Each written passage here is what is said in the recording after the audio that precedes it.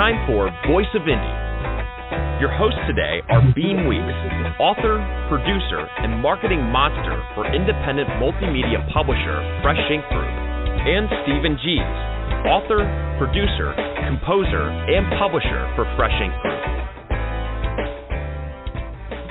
And it's that time again. Happy Wednesday. Hump Day, everybody. It's time for another episode of the Voice of Indie podcast. This is episode number 108, and tonight is going to be a good one. I'm your host, Beem Weeks, and, well, they're always good ones. All of them are. 107 previous have been good ones. And with me is my co-host, Mr. Stephen Gies. How you doing tonight, Stephen? I am just thrilled to be here, excited to be part of this show, really looking forward to this. We've been working hard on a bunch of stuff this week, getting some books out and having some books that are coming out next week as well. And you're almost caught up on audiobooks, and we're caught up on videos now. So today we actually worked ahead. We started doing animations for what book coming up, Mr. Weeks?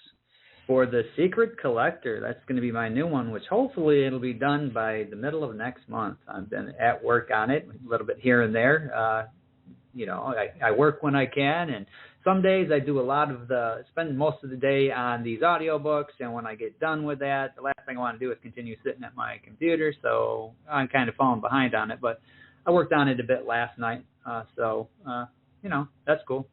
Get that thing done and ready and have something new to share.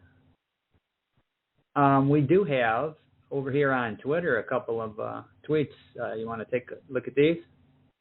You go first. All righty. Let's see. There's, they're both from Verwayne. Well, no, they're not. There's one from Joe Conjo. You can take Joe Conjo.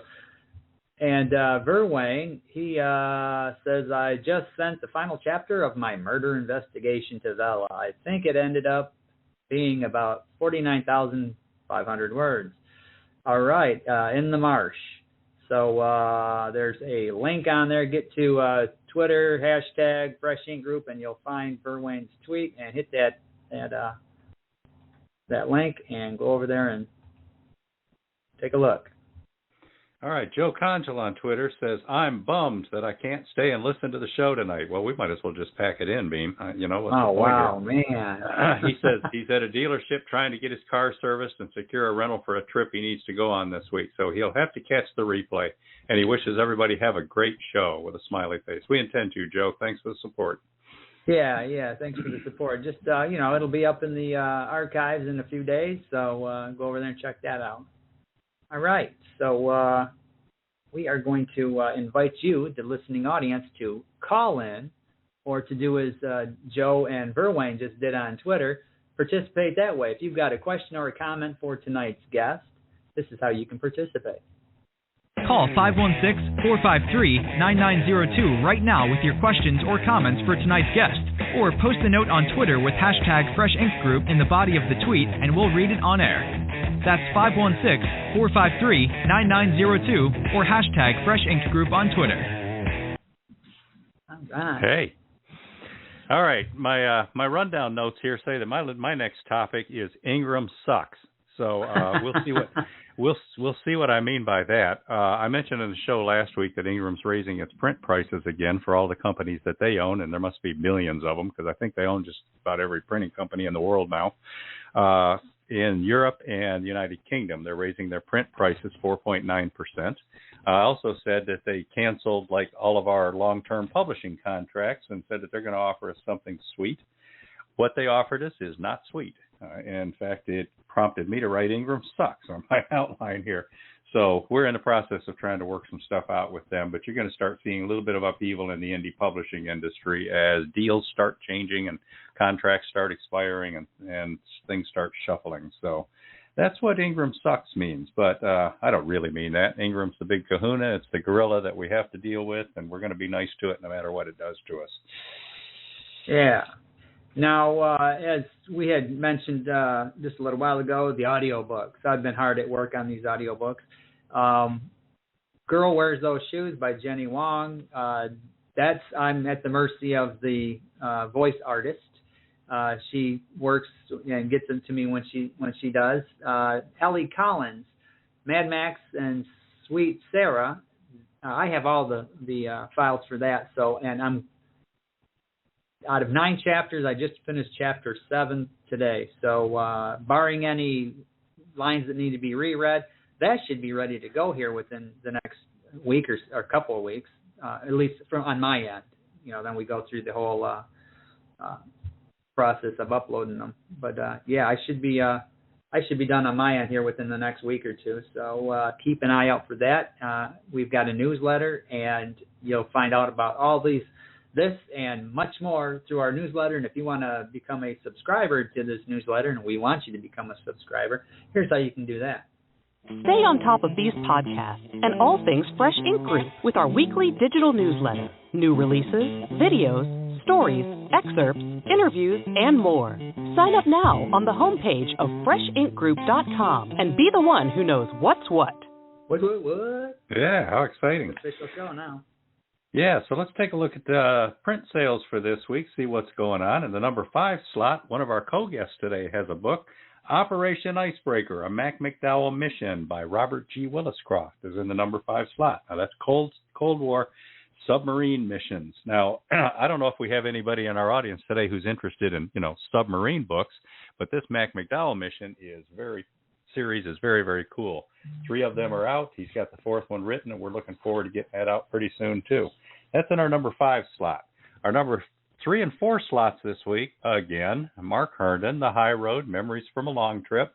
We published that book 6.5 years ago. It's the memoir of the guy who played drums for the supergroup Alabama for almost 3 decades. 6.5 years ago, we published that thing, and it still tends to run in our top 5 bestsellers every week. Now, in our top 2 slots is a book that's been going gangbusters since we published it about 3 weeks ago, and that's still not enough. Minority Millennials in the Workforce by Janelle A. Jordan. Excellent book. Very cool book. And the numbers here, I'm having to take a deep breath here. Like if you take, say, our number 5 slot, you multiply that by 35 and then some, you get her softcover sales. You multiply that by 55 and then some to get her hardcover sales. These numbers are off the chart. This is just... Yeah, she's doing quite well. Yeah, and she's out there working it. She's scheduling events and, doing little publicity things and hooking up with people. Like kids say, selling like hotcakes. Selling like hotcakes, except I don't know if the kids are saying that. But she's working it, and good for her. And she's got community support. She's got the people that are, helping support her in all the different ways. And she's doing everything right. So congratulations, Janelle. Again, you're in our top 2 slots in our print sales for this week. All right. Now, in pre-release right now, we've got a couple of books. Practical Problems by last week's guest, Jay Ajluni. That's in pre-release. Get over to Amazon and reserve your copy. And tonight's guest, Jerry Pait, his book, Submarine-er, is in pre-release. Get over to Amazon and get your copy. Now, that is Submarine and then -ER. So keep that in mind when you're typing it in looking for it. But you can find the links on Twitter. We got them all over Twitter right now. The ebook editions of that are populating worldwide. We're seeing it now. It's already on Barnes & Noble and Kobo and a lot of the others too. So it should be most of them by tomorrow, maybe a day or two later for a couple of the stragglers. But 212 major retailers worldwide will be selling different editions of that book in digital form. The print editions, softcover and hardcover, went up today, and the approvals should be done by tomorrow afternoon, I would think, in which case it'll start populating throughout the world by tomorrow night or the following morning. So if you get excited about today's guest's book and you want to wait for the print edition, give that an extra day or two. It's worth it. But, hey, nothing wrong with going ahead and getting your digital copy to read while you're, out waiting for a doctor's appointment, but keep your nice print copy at home, too. But at any rate, Submarine-er is populating. It's out there.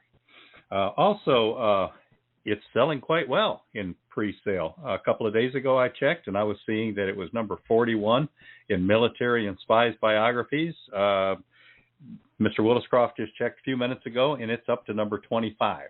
That's number 25 in all of military and spies biographies. And there's like almost 100,000 in that category. Number 25, that's rocking and rolling.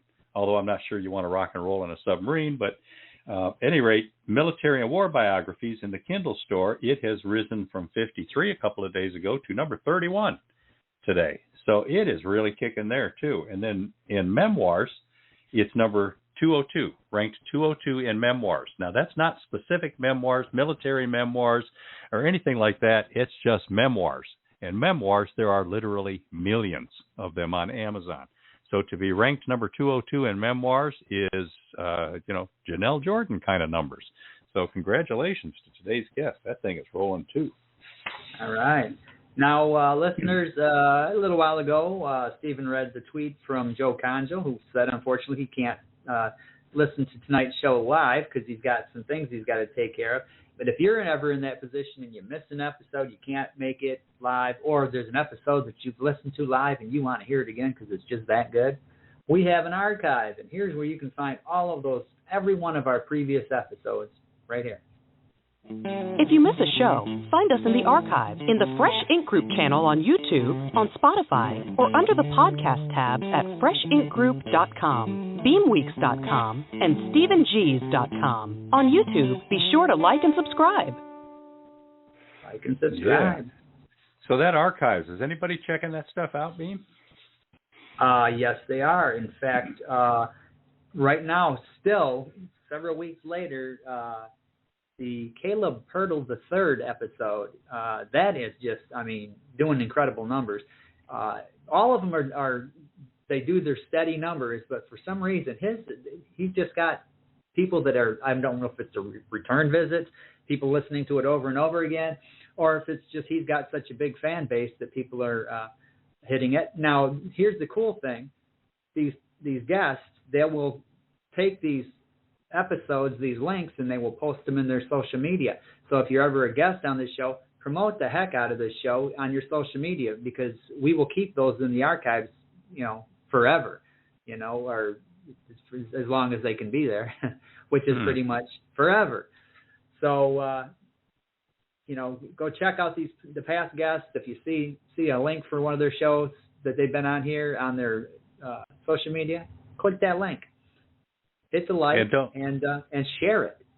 Yeah, don't be afraid to ask others to help share and spread the word about that, too. We're doing a little something different this time. We lined up a blog tour for tonight's guest, which we've done before. So we had I think it was 10 or 11 bloggers out there post a bunch of material about the book and tonight's podcast in order to build up pre-podcast publicity. But this time, we have a group of bloggers lined up who are going to post about the archived version of the show after tonight. So we're going to be out there promoting the archived version just like we promoted the live podcast version. We're going to see how that works out, but I'll bet you we get some numbers. I bet you we do, too. Okay, so I'm going to hit these buttons here. There we go. So let's introduce, we got two guests tonight. I'm going to read the first bio. Dr. Williscroft most listeners to the show know who he is. He's a retired submarine officer, deep sea and saturation diver, scientist, author of numerous books, and hundreds of articles, and a lifelong adventurer. He spent 22 months underwater, a year in the equatorial Pacific, 3 years in the Arctic ice pack, and a year at the geographic South Pole. He holds degrees in marine physics and meteorology, a doctorate for developing a system to protect scuba divers in contaminated water. A prolific author of both nonfiction and fiction, he lives in Centennial, Colorado with his family. Yeah. Now, many of you are familiar with Dr. Williscroft. He's a Fresh Ink Group member and a prolific author of ours, does multiple series plus other books on his own and stuff. He's our co-guest today. Our main guest is Jerry Pait, the author of today's book. Dr. Williscroft is old friends with him, worked with him, helped him compile the stories, and basically interface with us to help get this whole thing off the ground, because Dr. Williscroft is a veteran at putting these books out and knowing how things work. So his help was very invaluable in this, especially since Jerry's a new author, retiree who just had so many stories, it was time to get him out. So here's the bio for Jerry Pait. Lieutenant Commander Gerald L. Pait was born in Hamlet, North Carolina in May 1946. He was a self-described free-range kid living in a small rural railroad town where everyone knew everyone. He joined the Navy right out of high school and found himself on the open bridge of a diesel submarine in a North Atlantic storm several months later. Boy, that's called jumping in, isn't it? Before he completed his 30-year career, Jerry worked his way up to leading sonar technician on his diesel sub and then graduated to nukes, where he ultimately became chief of the boat before being awarded a commission for his outstanding service. Ashore, he managed test missile launches for the entire East Coast submarine fleet and coordinated NASA's downrange space shuttle launch recovery efforts, climbing to the rank of lieutenant commander before he finally retired to a civilian position where he continued to serve the Navy's and NASA's needs. Welcome to the show, Jerry and Robert. Welcome, gentlemen. Thank you. It's nice to be here and looking forward to this interview. Cool. You out there, Robert? And Robert, likewise. Yeah. This is Robert, likewise. Yeah. All right. All right. We're gonna ask more questions of Jerry early on here, since everybody knows Robert by now. Jerry, we know you're in Florida now. Where are you from? Where all have you lived in your life? Where were you the free range kid? Well, in the town of Hamlet, North Carolina, which is Richmond County. It's about 20 miles south of Southern Pines. And,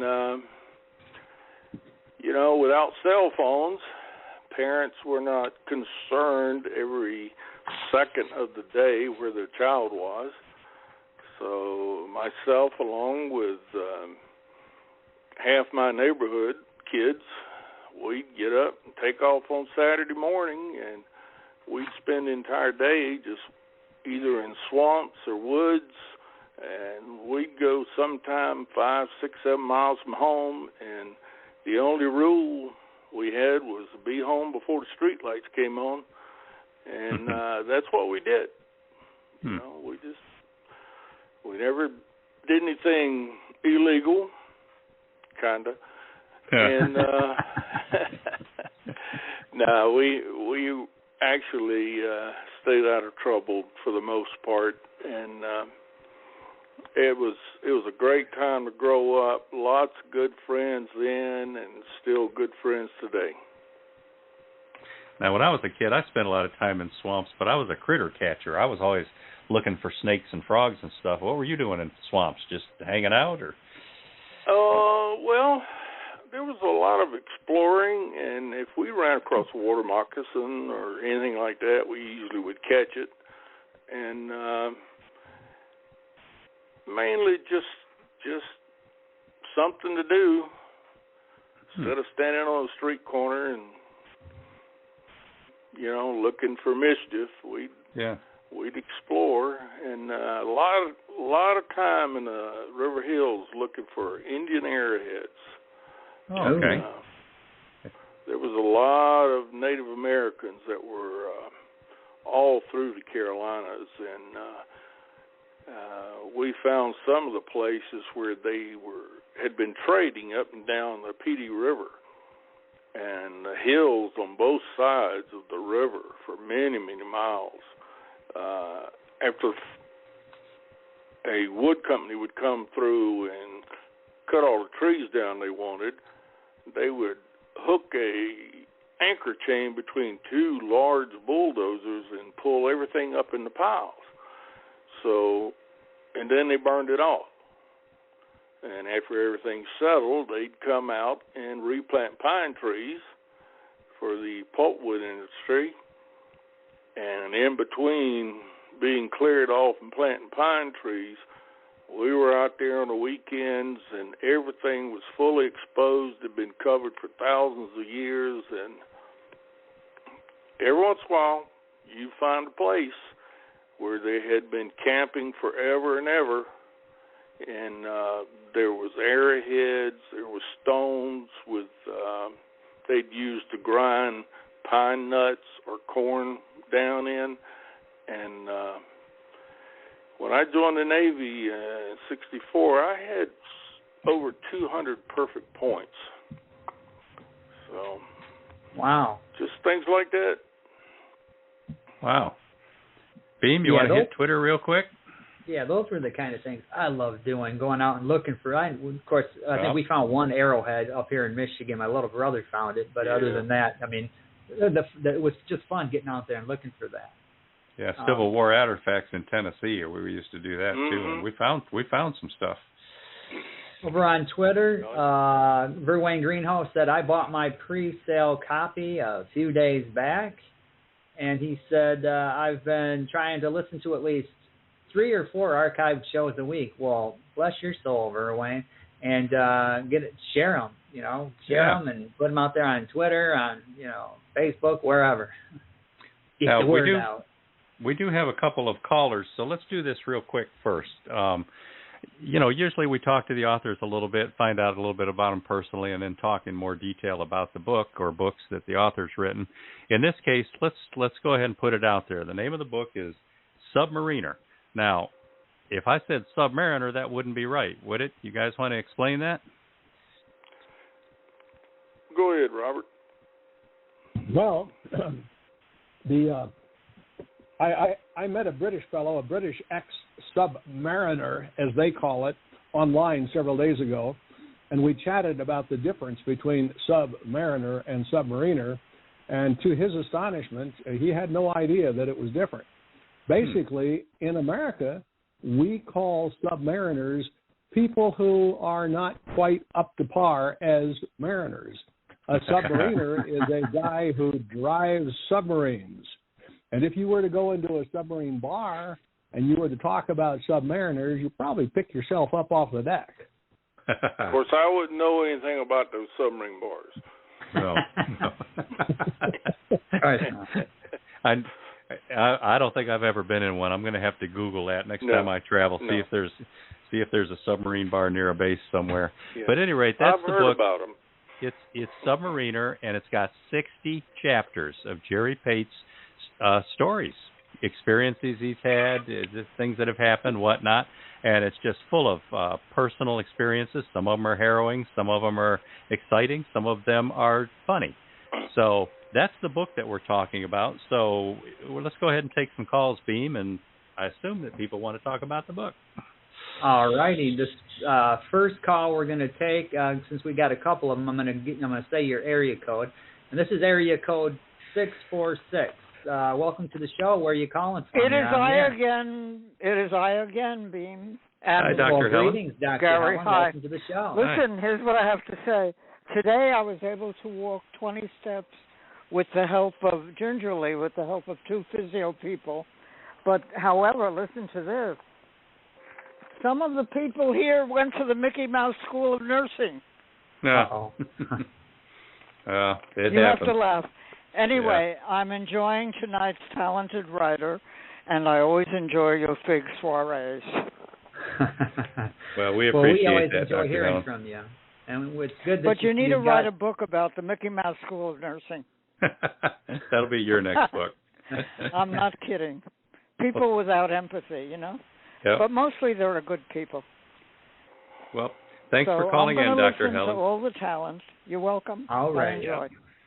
All right. Thanks. Take care, Dr. Helen. Thank you.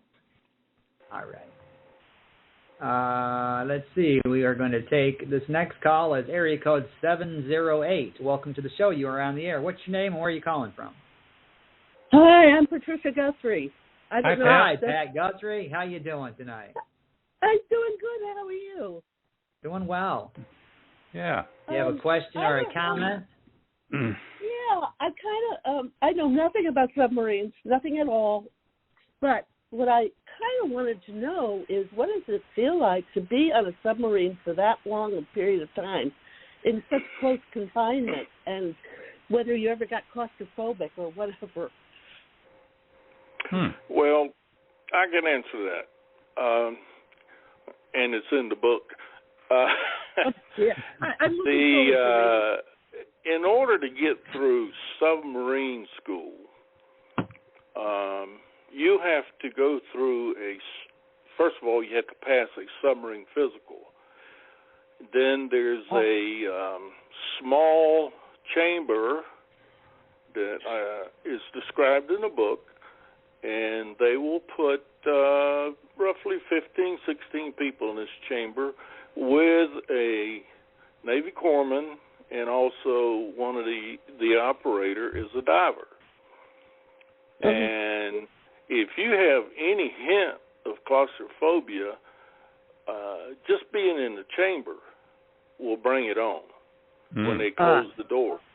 But once they start pressurizing the chamber and the noise from the high-pressure air coming in and the heat building up inside, that will bring out any claustrophobia you have, and you'll be raising your hands, screaming and hollering, and you want out of there. And then after that, you go into the smaller chamber with roughly the same amount of people, and it's on the side of the submarine. Now, this is years ago. It's on the side of the submarine escape tank, and you're 50 feet underwater. So not only are they pressurizing that tank, that space you're in, but they're filling it up with water at the same time. And that makes the space even smaller. It's still noisy, and if there's a problem, you know, say you made it through the pressure chamber, if there's a problem, you will not get past that point if you have claustrophobia, because the only thing out of the water is your face.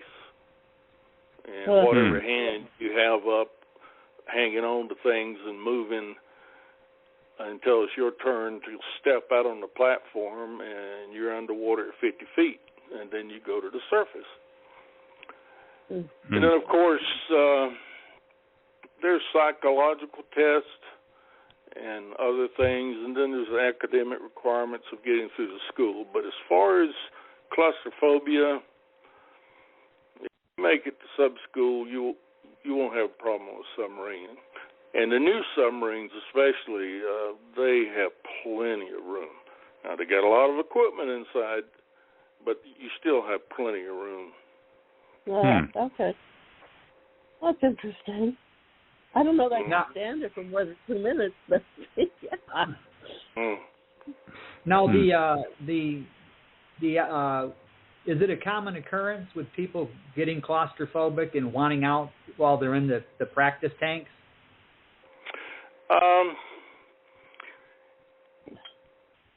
When I went through, we only had one person out of my particular group that was in the tank, and he let it be known very early on that he wanted out of there.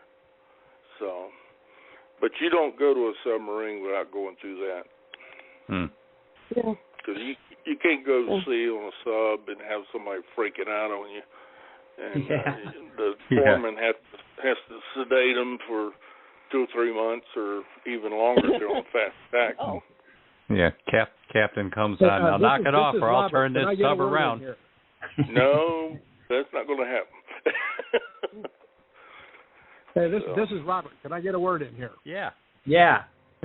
I just wanted to let the audience know that because this is such an interesting topic and it just grabs everybody's attention, this is how Jerry starts the book. All right. Yeah. Okay, so about the book, whose idea was it did you write these things down, Jerry, over the years, these stories, or did you just keep them in your head? And then whose idea was it, hey, let's put this into a book? Well, I had, if I can back up a bit, if you ask me what time it is, I'll build you a watch. I had 7 uncles that were involved in World War II. They were involved in all branches of the service. They were on the East Coast, the West Coast,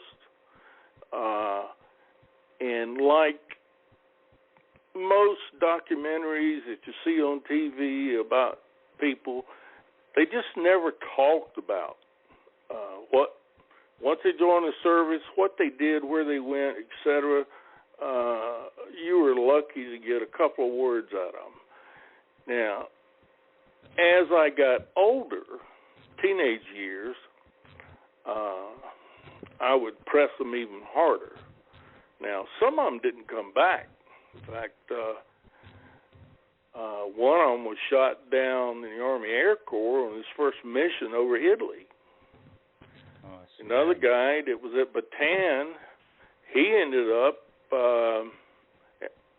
one of the groups that was loaded on the train and taken to a port there, and then went on the hell ships. And after it got underway, it was torpedoed by American submarine. Wow. And the ones that survived being torpedoed, the Japanese machine gunned them in the water.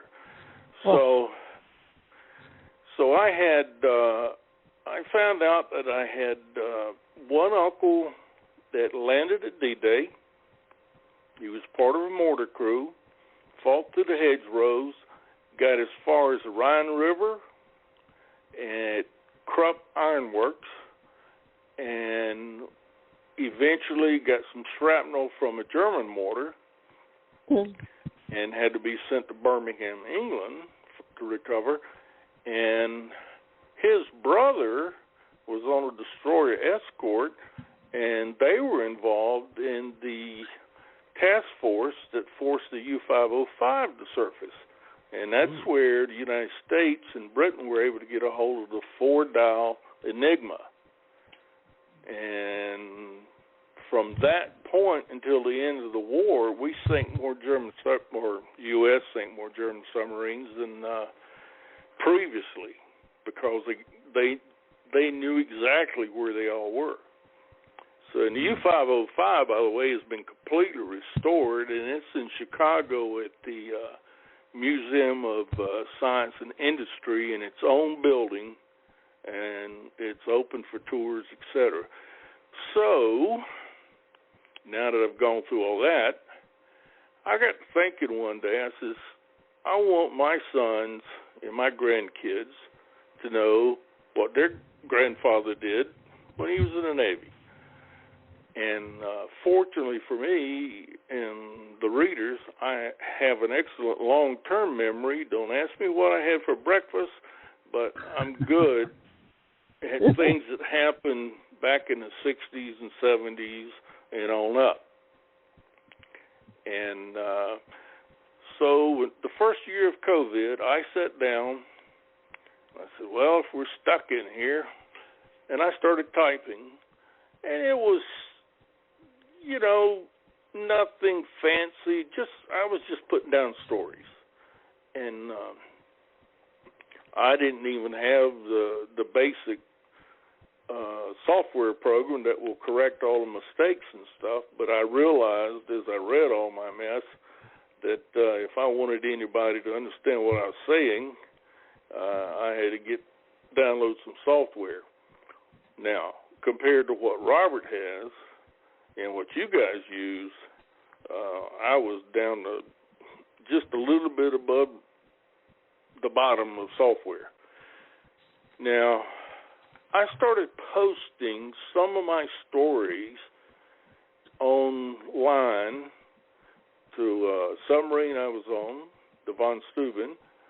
They have a Facebook site, and then some of the other submarine sites, plus my high school back in Hamlet, which is a small town. I think the largest population was about 5,300 at one time.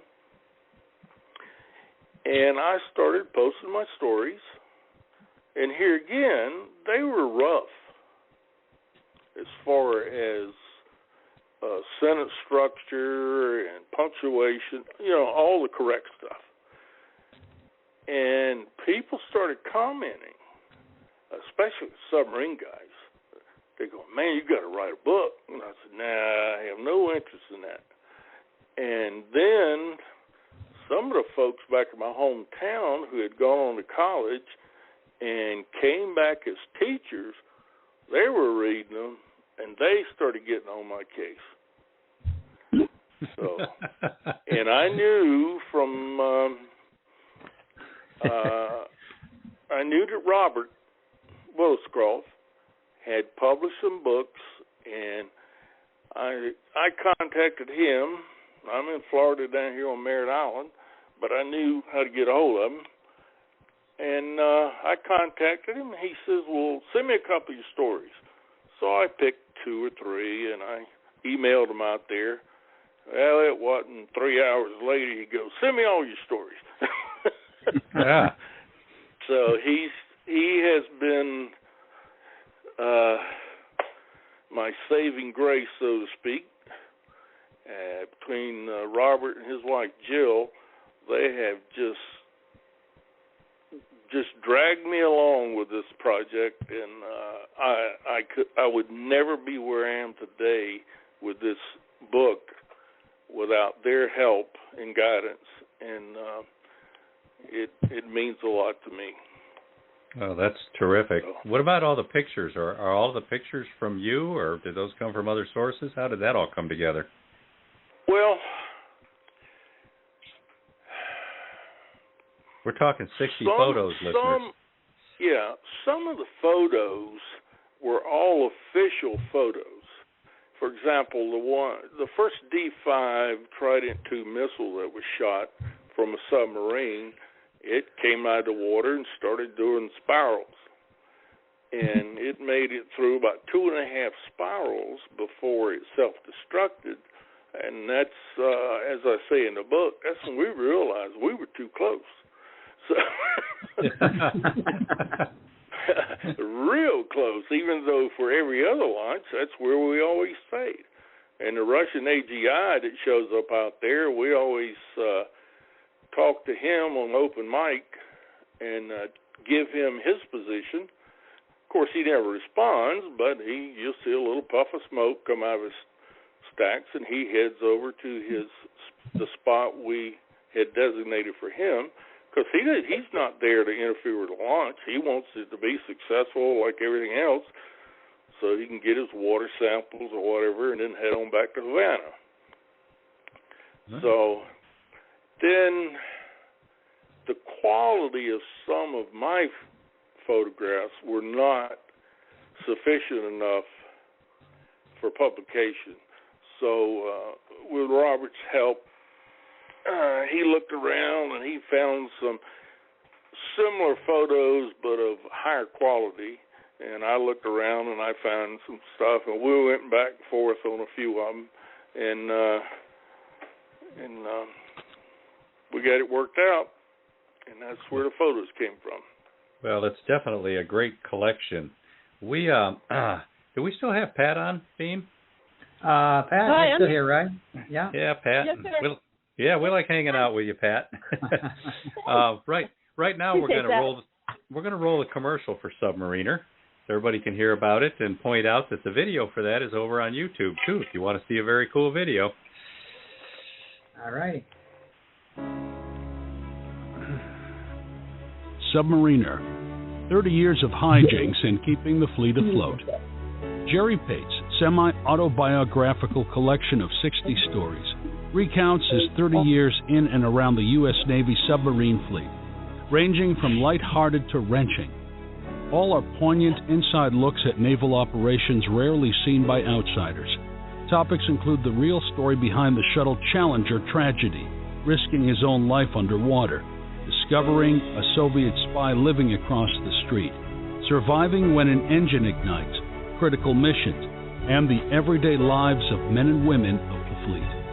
Compiled by author Robert G. Williscroft and proudly published by Fresh Ink Group. Submarine-er is available worldwide in hardcover, softcover, and all ebook formats. Dive into Submarine-er for hijinks and breathtaking adventure with this poignant memoir by a true American hero.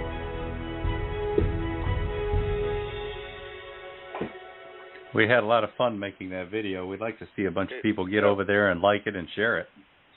Yep, it's good. I was flabbergasted, to say the least. Oh, cool. It was good. Now, I want to tell you guys, I'm not happy about one thing. Maybe this will help some of the other future authors out there. I said, but for this podcast now, I went ahead and took a shower. Now, it's not Saturday, but I took a shower today, and I shaved. And yesterday I got a haircut. And I got on my nice diesel boat T-shirt here that doesn't have any holes in it. And then Robert goes, well, you know, it's only audio. And I said, well, why didn't you tell me that earlier? I just can't believe this. Of course you believe it, don't you? Now, we're kind of operating on the assumption that when you called into last week's show, you were aware of that. Yeah, I never could get my camera working. I don't know what the problem was with that. But you have a nascent Facebook account, which we're going to start trying to encourage people to go over and take a look at. So a photo of you just finishing the podcast would be a good thing to put on Facebook. Yeah. Well, it could be. Yeah. I owe a lot of my success in the Navy to my 3 years on diesel boats. And my first chief of the boat had actually made World War II war patrols, and he would tell us stories. And for a young, naive, wet behind the ears kid from little old Hamlet, it was amazing. He used to talk about crawling through the engine room because the hull had been compressed so much you had to get down on your hands and knees and crawl. Wow. And, oh my goodness, you know. That's when my claustrophobia would kick in. Well, once they're dropping those tin cans on you, that'll get your attention. Yeah. So the fact that you survived, and when you consider that those diesel boats, and I'm not talking about all of them. I can only speak about the Intimidator SS-340. Our pressure hull was only 15/16 of an inch thick. Wow. Just a 16th of an inch less than an inch. Wow. Now, you've got all these boats out there now that have special steel. They're multiple inches thick.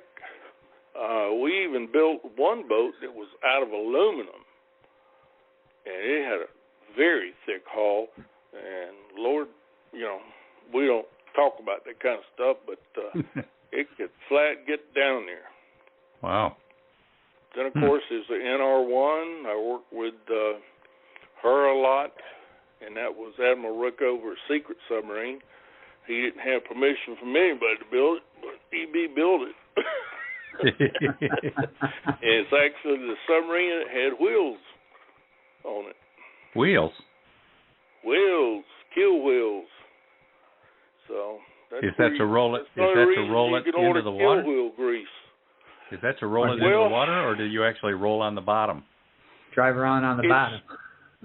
It's for being on the bottom.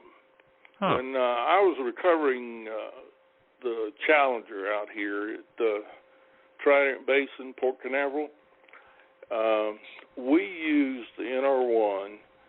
Well, first thing we did was we had a ship with side scan sonar go back and forth and back and forth. Now, off the Cape here, ever since the Snark and the Shark and the Regulus program, back when the control room people were standing behind a wall of sand and sandbags out in the open, that place is littered with all kinds of debris from early testing that exploded. And the standing joke with the Pan Am employees that used to be out there to help build the place was it was snark-infested waters. So, snark-infested. So essentially, depending upon which way the sand is moving, it normally goes north to south. But sometimes with currents, whatever, it moves around different ways. Beautiful beaches out there on the Cape. Of course, nobody can go there except folks assigned.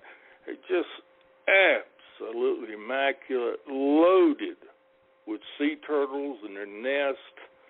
And there's a group from one of the universities comes down every year.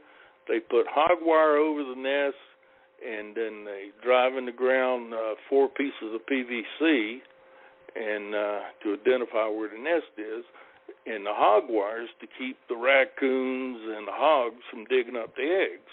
Mm-hmm. So cool. But we did the side scan sonar, and everything showed up. Now, of course, nobody knew at the time what all this stuff was. So we had the NR1 come down, and very small submarine. Well, it's not around anymore, but very small submarine on the inside. It has windows. It has mechanical arms. And they investigated everything that was on the side scan sonar. And it was all recorded. Photographs were taken, then they move on to the next one. And anything that had to do with the shuttle, then the folks that came later and brought a salvage ship to go around and get all this stuff, and not all of it was picked up. But the NR1, great bunch of submarine guys, I just, to me, it would be fantastic duty to be on something like that. And but they were great help. There was stuff recovered that was identified from the Gemini project. Wow. And, I mean, it was like, outside of, used to be, you go outside of a town and there's a junkyard over there with every kind of vehicle you could think of. Well, if it was shot from the Space Center and exploded, it was out there in the water. So, now, we only used salvage ship once, and that was to 4-point more over the capsule. And they have divers with equipment that are streamlined. And they're the ones that went in and got the astronauts out. Wow. And I still have a hard time talking about the Challenger recovery. It was one of the more depressing parts of my Navy career. And I didn't mind being ready to blow up half the world, but the Challenger really got to me. So it's not what everybody gets to experience in the service, and I was actually the only one. So yeah, that would be quite a somber undertaking there. But yet critically important, very important mission. Yeah. I mean, as important as it gets. We got back the part of the shuttle you could actually see where the solid rocket booster was had to blow through, and the flame was hitting the towel. But, of course, the towel was doing its job. It just went from black to white as it heated up and absorbed the heat. So we got that piece back, and there's several photographs in the book that were taken by NASA or from newspapers or whatever. But well, very interesting. Listeners, we're talking to retired U.S. Navy Lieutenant Commander Jerry Pait, and we're looking for some callers. If you want to call in and ask a question or make a comment to Jerry, the phone number is 516-453-9902. And his co-guest, Robert G. Williscroft, has a whole bunch of books of his own, and we're going to learn about his Mac McDowell Missions series now. Now, from Fresh Ink Group and best-selling author Robert G. Williscroft, the Mac McDowell Mission Series.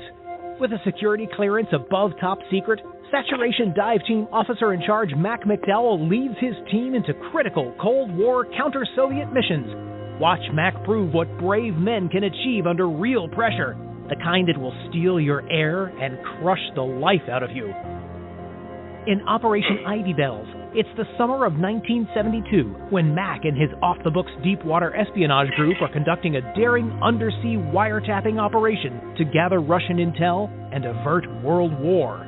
Join nuclear submariner Mac McDowell for extreme diving, a battle with giant squid, and more as he risks everything in the most dangerous operation yet.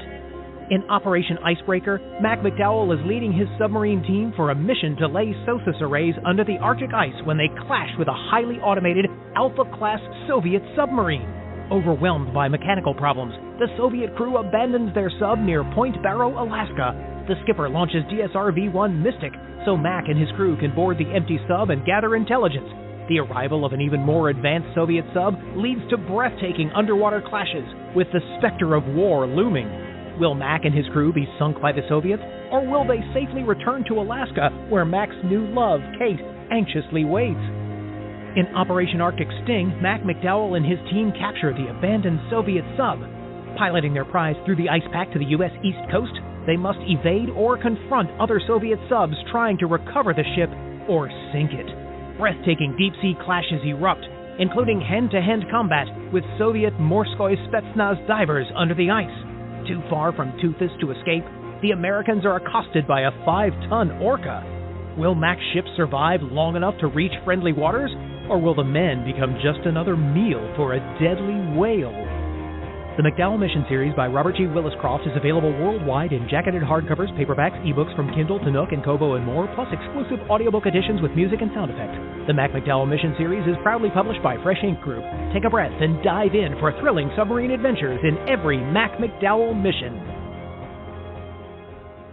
Yeah, I think he did that last section without taking a breath, too. So that book, that was about the first 3 books in the Mac McDowell Mission series. Robert, what's happening with number 4?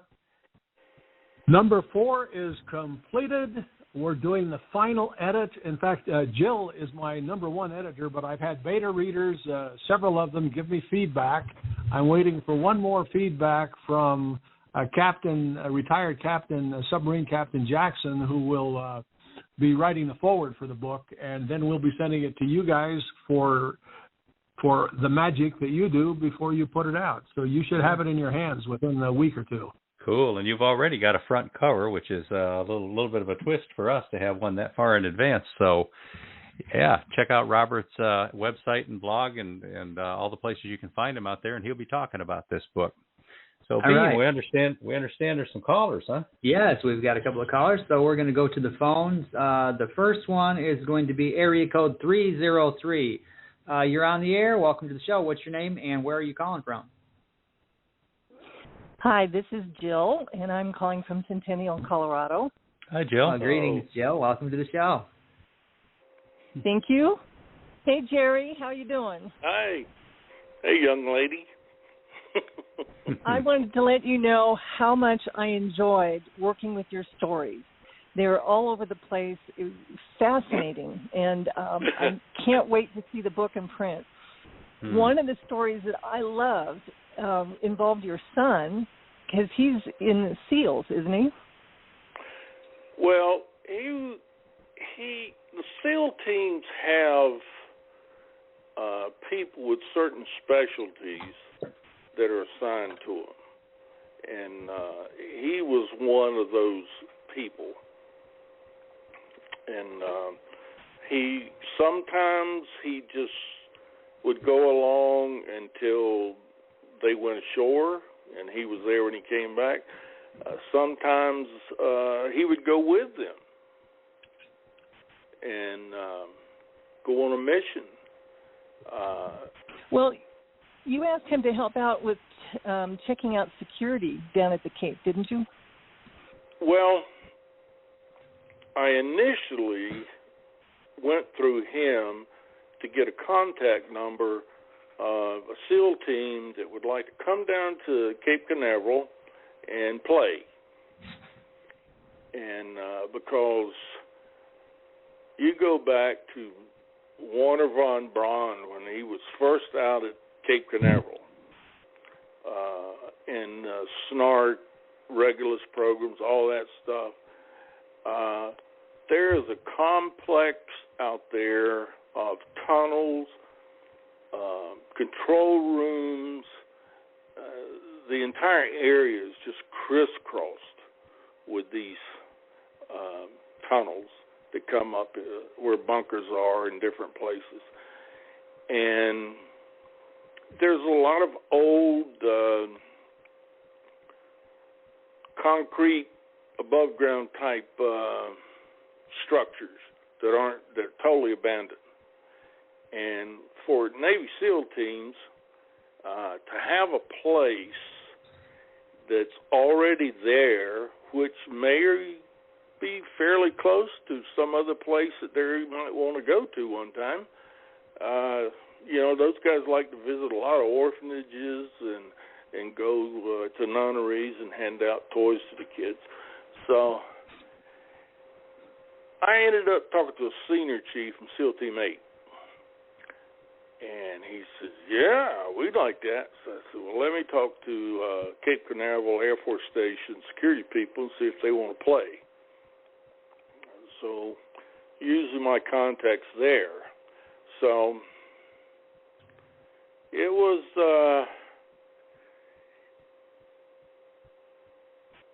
a great relationship that I helped establish between the SEALs, the Cape Canaveral Air Force Station, and also NASA.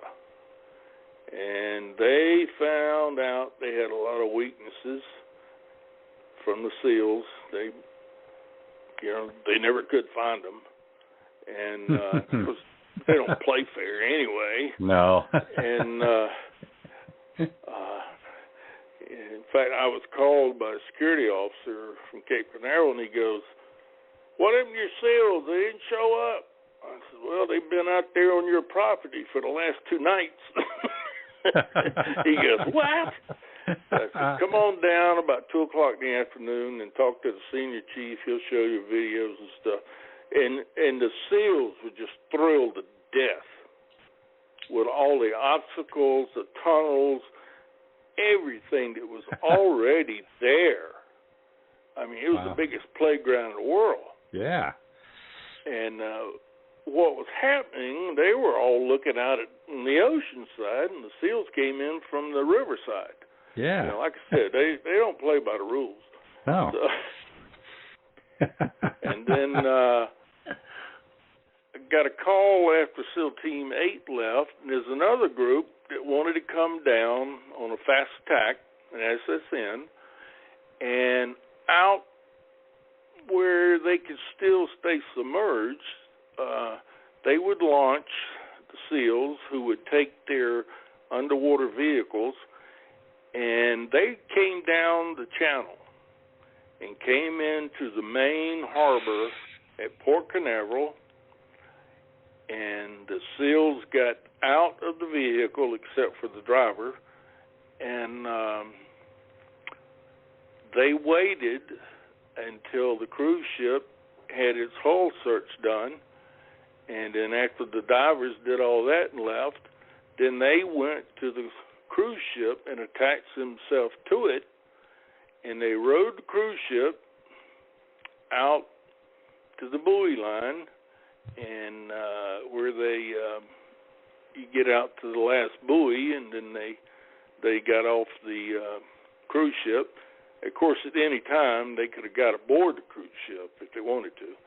But they released whatever device they used to hold on with, and they went aboard the high-speed patrol craft, USS Shamal, and of course, none of the fishermen ever tell us anything about seeing a submarine or a Navy vessel out there because it's so common, And our security cameras would not go out that far anyway.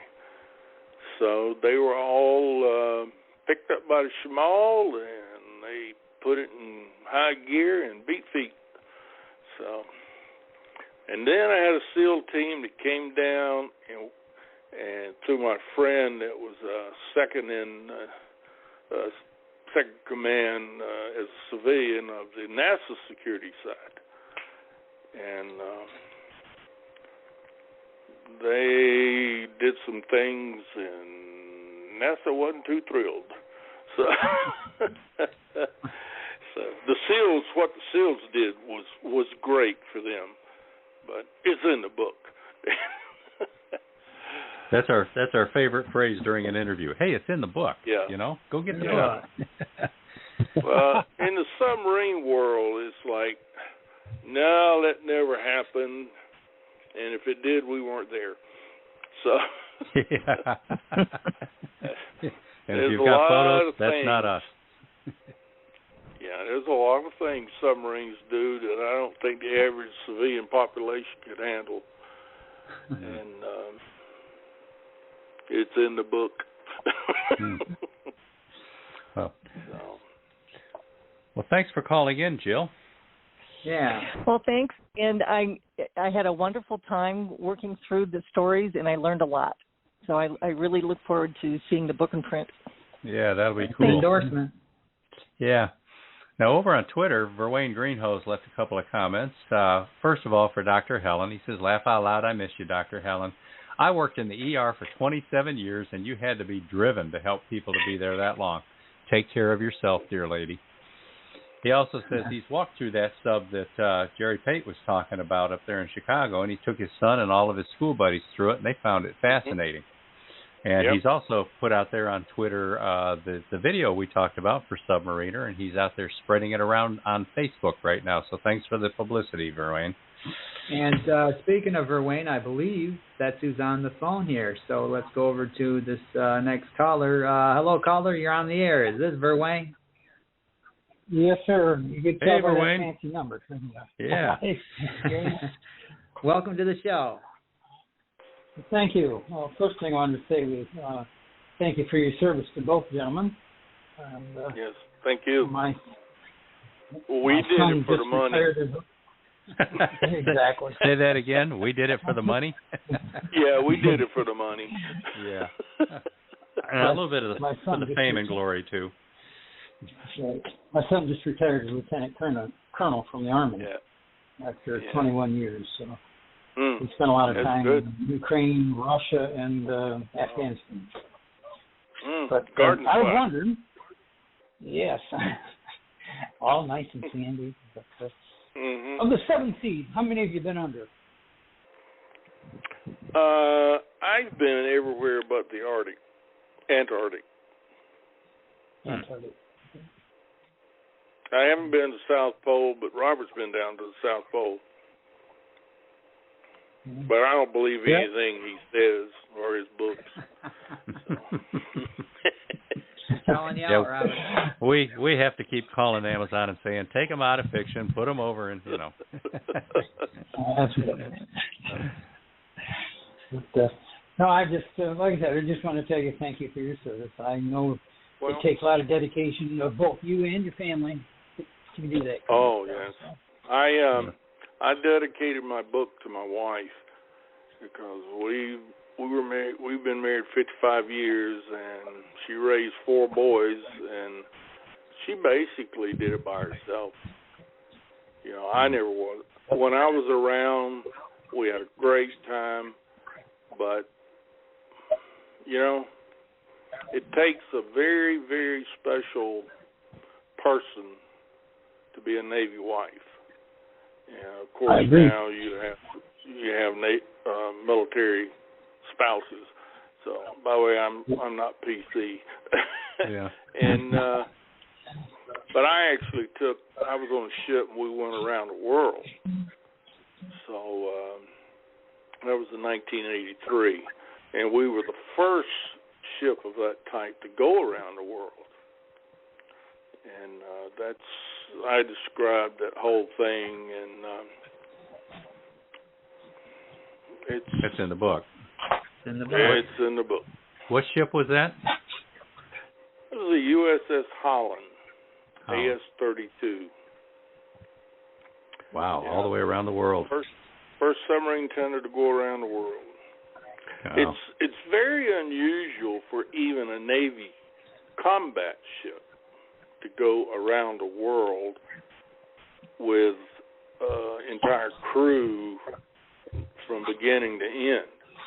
You have ships that will make deploy deployments to various areas, and then maybe after they come back to the States, they'll go somewhere else, and then they'll get moved to Hawaii, relocated, or Japan or whatever, and then they're out doing that stuff. But we left Charleston in April '83, and we got back to Charleston in October '83.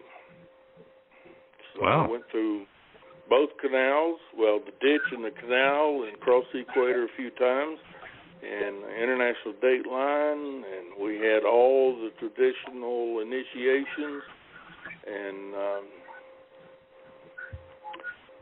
we finally, after 7 months, got back to Charleston, and we had 2 days off. Then everybody came back to work, and we hit it. And got the ship ready to go up to the weapons station and relieve as the tender bolted to the pier up there. And the first day that we were the tender, we had 6 submarines alongside and 1 at Wharf Alpha that we were responsible for. So, and I was usually, in my division, I was usually keeping up with anywhere around, roughly, I'd say 1,700 jobs on all of the boats. Yeah, so that's a lot. Now, you mentioned the canals. I've never pictured or seen any pictures of this before, but you take the submarine through the locks like you would. Well, this is on a surface ship, but even on submarine, they go through on the surface. Now, the Suez Canal, which is actually nothing more than a ditch through the sand, the pilot says 7 knots, stay in the middle, and then he sits down. Wow, okay. That's pretty much about all he does. 7 knots, stay in the middle. So, now, the Panama Canal was, for me, it was a highlight of the around-the-world trip. It was so organized, so efficient, and it's actually, the locks raise you up on the Pacific side to where Gatun Lake is. It's a gigantic lake, and you go through, and it's deep enough and wide enough that other vessels are headed to the Pacific while you're headed to the Caribbean. And then the canal, Panama Canal, actually runs north-south, and it's further east than Charleston, South Carolina. You know, a lot of folks don't realize how the North American and South American continents fit together, and you know, the east coast of the United States goes straight down the west coast of South America. Yeah. That's how convoluted the whole thing is. But there's a major difference between the operation of the 2 canals, and it's in the book. And All right. Beem, you want to roll another commercial, see if we can sell some books for this co-guest, Robert G. Williscroft? Sure. Thanks for calling, Verwayne. Yeah. You're welcome. Take care, gentlemen. Yep. You too. All right. Daedalus. In Daedalus, Navy SEAL Derek Tiger Bailey, irreverent member of the SEAL's Winged Insertion Command, makes a harrowing first base jump in the experimental Griffin 7 hardshell wingsuit from the edge of space. He test flies the armor-plated Griffin 10 in Daedalus LEO, catapulting into space by slingshot and dropping from a record-obliterating 160 clicks. Testing the enhanced Griffin 10 MK4 in Daedalus Squad, Bailey's 6-man team believes it is fully prepared for hurtling around the world and staging critical re-entry, but challenged to innovate life-or-death solutions with only seconds to spare. It might not survive intact. Then the presidential frontrunner is seized by pirates for ransom in Daedalus Combat, and the SWIC team is called to action where it must literally improvise on the fly with everything to lose. Join Tiger Bailey through all 4 adventures in Sci-Fi Master Robert G. Williscroft's Daedalus series. now collected for the first time as the Daedalus Files, SEAL's Winged Insertion Command, SWIC. Yeah. So, Robert, what's the sale price on that first book? The first book, Daedalus, is free. Free on Amazon. And it is sitting up near the top of the list of such books. Yep. Yeah, every time I look, it's been like in the top 50, if not recently, Everybody too. like free stuff. Yeah. And so, listeners, you can check out that free copy of the first one and then pick up the other 3, or you could just go straight to the Daedalus Files, which is all 4 books collected in one. So, if you like, Navy stories and winged suits and whatnot, these are some cool books. So, yes, our guest again is Jerry Pait. We've still got a few minutes left. If anybody else wants to call in, the number is 516-453-9902. So, Jerry, tell us about your first time at sea. You got caught in a North Atlantic storm. You were just a young fella at the time? Well, when I joined, I was 18 years old, and after submarine school, and I went to my first submarine, I was still 18 years old. And when you go aboard a submarine, especially a diesel boat, the chief of the boat pretty much tells you what you will and will not do, etc. So usually, as a sonar A school graduate, I would have gone into sonar. However, since sonar had its quota of sonarmen, I was going into the seaman gang, and when it was my time, I would go to go mess cooking, working in the galley, helping the cooks, mainly cleaning up, washing dishes, scrubbing floors, that kind of stuff. Well, the first time we got underway, we headed north. You know, when I say north, out of New London,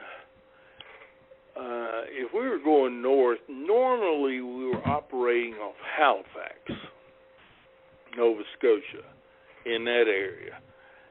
And we went a little bit further than that, but we got into a storm. And now, I had been deep sea fishing off the coast of North and South Carolina, way out, on some of those 24-hour trips and go out and catch fish. And I knew I wasn't going to get seasick. And the movie Perfect Storm, it was kind of like that, except worse. And as a lookout, you were up, and the Intimidator at that time, when I went aboard, she had already been converted over and had what they call a north sail. Thank goodness, because we were, as lookouts and off the deck, we were right at, I'd say, pretty close to 30 feet above the waterline. But you would climb up the wave, go over the top, and go down very steep side of that wave, and you're looking at a wall of water from the next wave that's coming. And I'm calling them waves because they're not really swells. When you're down off Australia, south of Australia, you are pounded constantly by gigantic swells. But in the North Atlantic, because the wind's blowing, these waves are moving, you got state 8 seas, and you know you're not going to go up that next wall, that wave. You're going to go through it. Yeah. Yeah, I've seen them break. I've seen them break sometimes like that. Boat there's no way through. The boat is literally shaking side to side because half the boat's still coming down a wave, the other half is trying to be pushed up the wave, and you wait until the last minute, and then you yell, everybody, hold your breath. And it's like they needed to be told. Well, I usually did it, and because the officer deck, he had already squatted down, and he was under a plexiglass bubble, but to keep him being washed over the side, he would squat down under the very forward part of the bridge where he was, and he would hug the angle iron structure that held the gyro, and he would hang on to that. Now, the lookouts, we were kind of wedged in our holes, and because of the foul weather gear and the rain gear and all that, and you would hold your breath, and next thing you know, you were about 30 feet underwater. And eventually you came out the other side, and because you were essentially part of the sail, which is nothing more than a fairing around all the masts and antennas. But you had to hold your breath until you came out. Yep. And then the officer deck would get up, and by then you'd start climbing up the next wave. Wow. And when it got rough, they'd the OD called down for safety harnesses for the lookouts, and we'd put our harnesses on, and then we'd chain ourselves in position. And some of the folks that I sent that story to that had been on other submarines, they started coming back and telling me, said, "Oh, no, we lost an officer deck overboard. We lost a commanding officer. The only thing that saved the lookout was he was dangling from the safety line." So it was a real serious situation to be in. And I get so many questions from people about, why didn't you submerge? Well, as a diesel boat, it's different from a nuke, because when a diesel boat submerges, even in calm water, at one point in time, the center of buoyancy and the center of gravity are the exact same point. Anything hits the submarine on the side, that boat's going to start spinning over, turn upside down. Wow, then you're pouring battery acid all over the place. People are falling everywhere. And so you have to ride it out. Yeah. You have no choice. Now, the nukes, they're already down a certain depth. If they start rocking, they go deeper. And and when it gets really rough for the diesel boat, that's when the officer decks finally had enough. He's really starting to get scared. He'll call down control and say, request permission from the captain to shift the OD and the lookouts to the con, and the captain says, make it happen. Wow. And that's when you have to rig the bridge for dive. You don't just bail out and leave it. You have to time everything perfectly, and then you have two lookouts and one OD that are sliding down metal ladders. Normally, if the handrails are dry, you can increase the friction or decrease the friction. When the handrails are wet, there is no friction. And you go, boom. You turn around, you get the next one, boom. And you have to do it as fast as you can. Otherwise, you're going to have somebody coming down on top of your head. Yeah.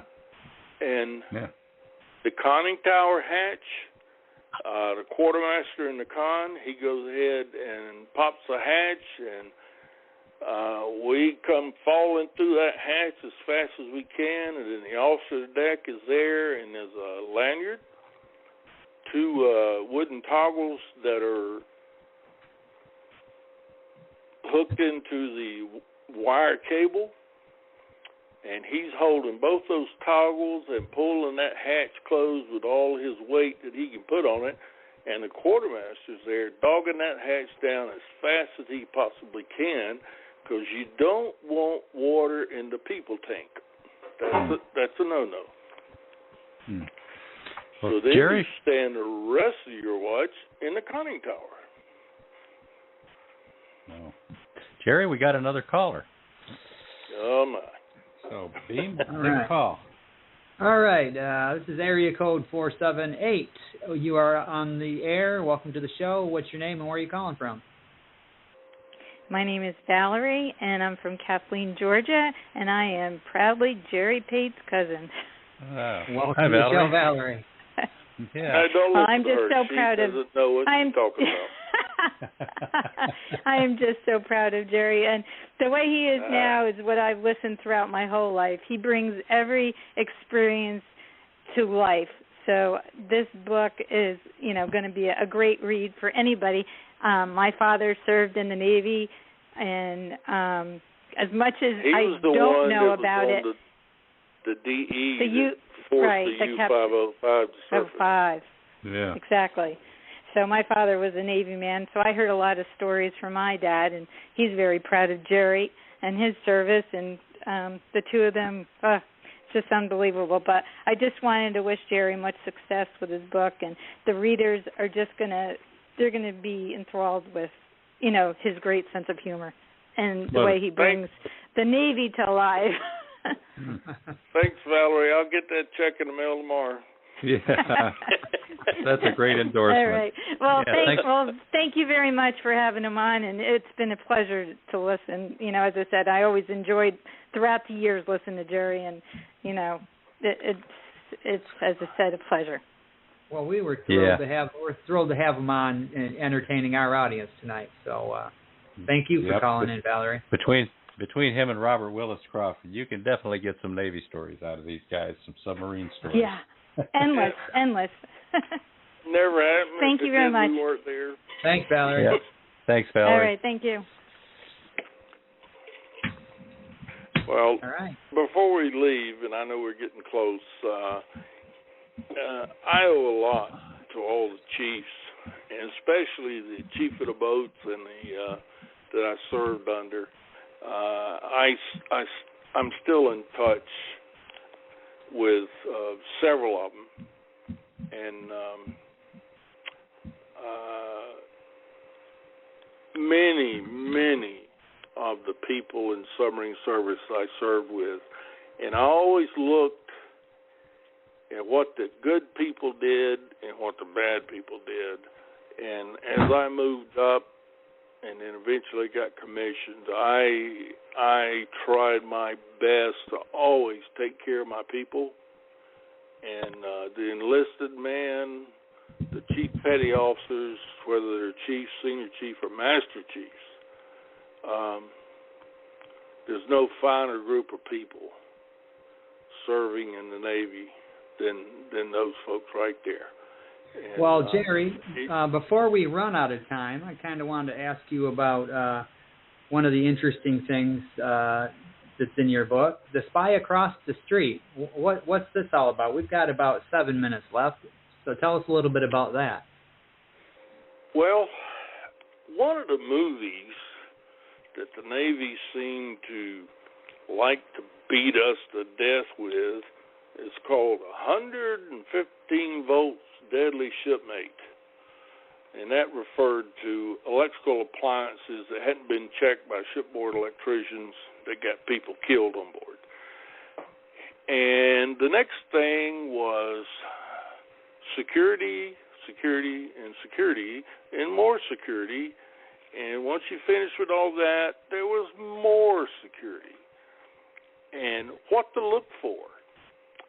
And when I came back to NO2, when they ordered me back because they needed a port operations officer in a hurry. This new family moved in across the street, and this normally we're pretty outgoing as far as welcoming people to the neighborhood. Well, this guy shows up at my door. He's knocking, and I go and say, "Hi, my name's so and so. We moved in across the street. And I'm going to be painting houses, etc." And in the conversation, he says, "Yeah, my wife's from Seattle." I said, "Well, that's strange. My wife's from Seattle." Well, immediately, a red flag goes up. That establishes a link. Mm-hmm. And then he says, "Well, I'll see you later. I just want to go out and meet the neighbors and stuff." Well, I watched him as he left. He walked back home. He didn't go out meeting the neighbors.